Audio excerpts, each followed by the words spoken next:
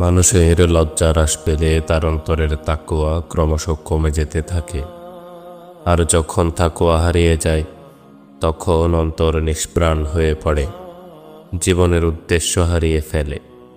লজ্জা হচ্ছে ঈমানের একটি শাখা, যা মানুষকে গুনাহ থেকে ফিরিয়ে রাখে, চোখকে সংযত করে, ভাষাকে পরিশুদ্ধ করে এবং চরিত্রকে সুন্দর করে তোলে। লজ্জাশীল মানুষেরা নিজেদের আড়াল রাখতে ভালোবাসে। তারা যেমন বাহ্যিক দৃষ্টির আড়ালে থাকে, তেমনি অন্তরের গোপন জায়গাগুলোতেও আল্লাহর ভয়কে সযত্নে লালন করে।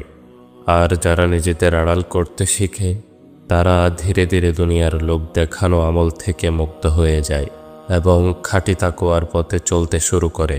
কারণ তাকওয়া হলো সেই শক্তি যা মানুষকে আল্লাহর সন্তুষ্টির দিকে ধাবিত করে আর তার অসন্তুষ্টি থেকে দূরে রাখে। তাই যে ব্যক্তি সত্যিকারের তাকওয়া অর্জন করতে পেরেছে, সে নিঃসন্দেহে বেঁচে গিয়েছে। সে এমন এক জীবনের সন্ধান পেয়েছে যা বাহ্যিকভাবে নয়, বরং আত্মিকভাবে পরিপূর্ণ।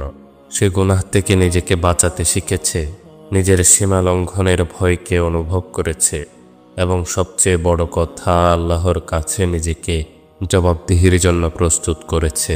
অতএব লজ্জা যদি চলে যায়, তাকওয়ার দরজা বন্ধ হয়ে যায়। আর তাকওয়া না থাকলে মানুষের কেবল দেহ বেঁচে থাকে, তার হৃদয় পচে যায়। সে হেসে খেলে চলে বেড়ালেও আসলে সে জীবিত এক মৃতদেহ ছাড়া আর কিছুই নয়, যেটাকে সহজ ভাষায় জীবন্ত লাশও বলা চলে।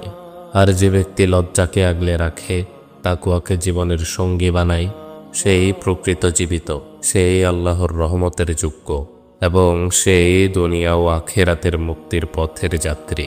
সুতরাং যতটুকু সম্ভব লজ্জাশীল হতে শিখুন, কারণ তা ব্যতীত কখনোই আপনি সত্যিকারের তাকওয়া অর্জন করতে পারবেন না।